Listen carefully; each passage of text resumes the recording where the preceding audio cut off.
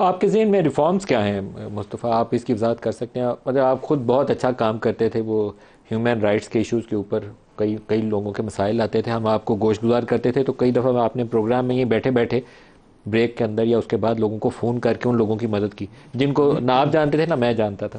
یہ ایک حصہ ہے جو ایک انسانی پہلو ہے، جو میں کہہ سکتا ہوں کہ اچھا کام ہے. لیکن نیشنل لیول کے اوپر اس کاز کو لے کر پارٹی مینیفیسٹوز کے اندر ڈال سکتی ہے. مسنگ پرسنز کے ایشوز ہیں.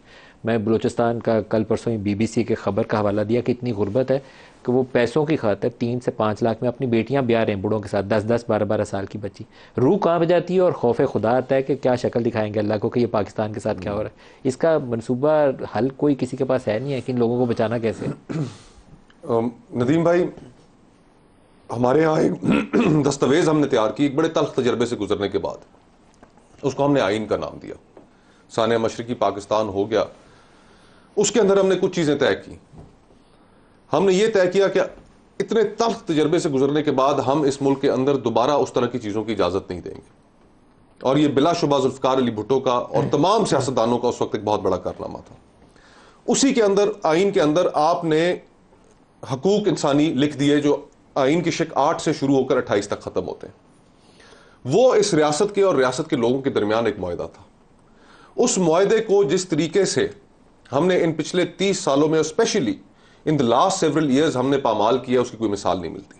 آج وہ سوشل کانٹریکٹ کسی جگہ کھائی میں پڑا ہوا ہے.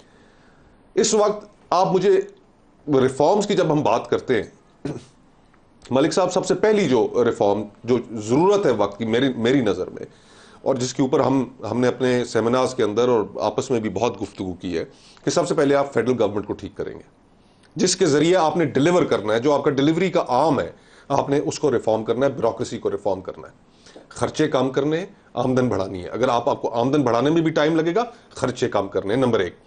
نمبر 2، اس ملک کا جو نظام انصاف ہے، جو گارنٹی دیتا ہے کہ وہ مجھے تحفظ فراہم کرے گا، وہ آج کام کر رہا ہے. کسی ایک جماعت نے ملک میں کوئی جوڈیشل ریفارمز کی بات کی ہے، کوئی جوڈیشل ریفارمز کرنے کی کوشش بھی کی ہے. اور پھر آج میں وکیل ہوں، آپ انصاف لینے اپنا کرمنل لیگل سسٹم آپ کا مکمل طور پہ فیل ہو چکا ہے. نہیں ملتا آپ کو انصاف. آپ اگر ایک طاقتور طبقے سے آپ you can get away with murder اس ملک میں. آپ دیوانی مقدموں میں انصاف لینے جائیں، 2 دہائیاں لگ جاتی ہیں.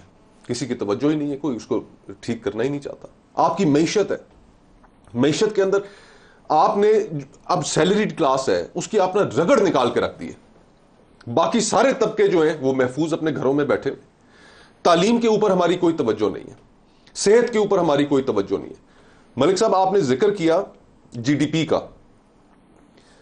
پاکستان کی GDP اس وقت پھر بھی ان تمام تر چیزوں کے باوجود 45ویں بڑی اکانومی ہے پاکستان کی. اگر صرف ہم اپنی مینجمنٹ ٹھیک کریں، آپ کی GDP بحرین سے زیادہ ہے، آپ کی پاکستان کی GDP عمان سے زیادہ ہے. آپ کے goods and services that are being produced in Pakistan, ان کا لیکن ان کو آپ اگر ٹھیک ڈائریکشن میں لگائیں. آج ہمارا جو نوجوان ہے، ہم سب سے بڑا ہم بات کرتے ہیں ہیومن کیپٹل کی. کیا آپ نے اس کو اس طریقے سے اکوپ کیا ہے؟ کیا آپ کی یونیورسٹیز، آپ کے کالجز وہ کوالٹی ایجوکیشن دے رہے ہیں؟ کچھ بھی تو ہم نہیں کر پائے. اور ساتھ پھر آپ کی نیبرہڈ ہے. آپ نیبرہڈ میں دیکھیں کہ آپ کے ساتھ ایک ملک ہے جس کے ساتھ آپ نے اکٹھا سفر شروع کیا، اور پھر آپ ہی سے الگ ہو کے ایک اور ملک نے سفر شروع کیا. وہ کہاں پہنچ گئے، ہم کہاں کھڑے ہیں؟ ہمارے سے تو اس وقت افغانستان بھی اچھا ہے.